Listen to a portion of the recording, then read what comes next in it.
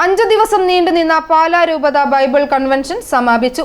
ആത്മീയ നവീകരണത്തിലൂടെ സ്വയം ദൈവേഷ്ടത്തിന് വിട്ടുകൊടുത്തുകൊണ്ട് ദൈവത്തോടൊപ്പം സഞ്ചരിക്കാനും അനുഭവിച്ചറിഞ്ഞ രക്ഷകന്റെ സാന്നിധ്യത്തെ മറ്റുള്ളവർക്ക് പകരാനും ഉണ്ണിമിശിഹായുടെ തിരുപ്പിറവിക്ക് ഒരുങ്ങാനും കൺവെൻഷൻ സഹായകമായി.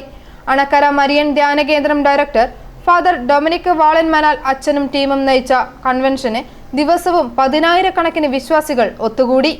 സമാപന ദിവസത്തെ ദിവ്യബലിക്ക് ഫാദർ ഡൊമിനിക് വാളമനാൽ മുഖ്യ കാർമ്മികത്വം വഹിച്ചു. തുടർന്ന് രൂപത അധ്യക്ഷൻ മാർ ജോസഫ് കല്ലറങ്ങാട്ട് സന്ദേശം നൽകി. അതിനുശേഷം നടന്ന വചന പ്രഘോഷണത്തിലും ദിവ്യകാരുണ്യ പ്രദക്ഷിണത്തിലും 10,000 സാക്ഷിയായി. കൺവെൻഷന്റെ 2ാം ദിനം മുതൽ കൗൺസിലിംഗ് ശുശ്രൂഷ തുടങ്ങിയിരുന്നു.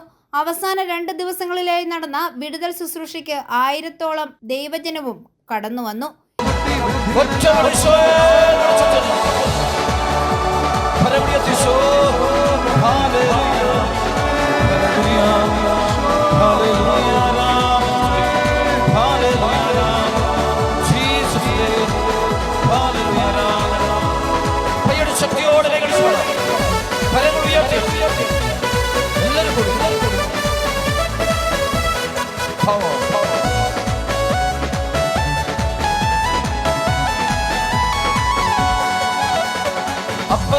രാത്രികാലെ ആരാധിച്ചപ്പോ ചങ്ങല പൊട്ടി ബന്ധിതരെല്ലാം മോചിതരായല്ലോ.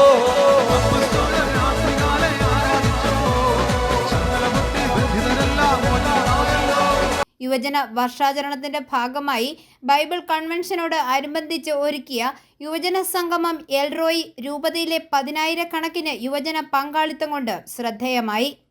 കൺവെൻഷൻ ശുശ്രൂഷകൾക്ക് convention general coordinator monsignor Sebastian Vethanath, general convener രൂപത evangelisation director father Jacob Vellamaruthunkal, രൂപത evangelisation assistant director father Albin Puthuparambil, George Kutty Njavalil, Sunny Pallivathukkal, Paulson Poriyath, Sebastian Kunnath, Mathukutty Thannickal തുടങ്ങിയവർ നേതൃത്വം നൽകി.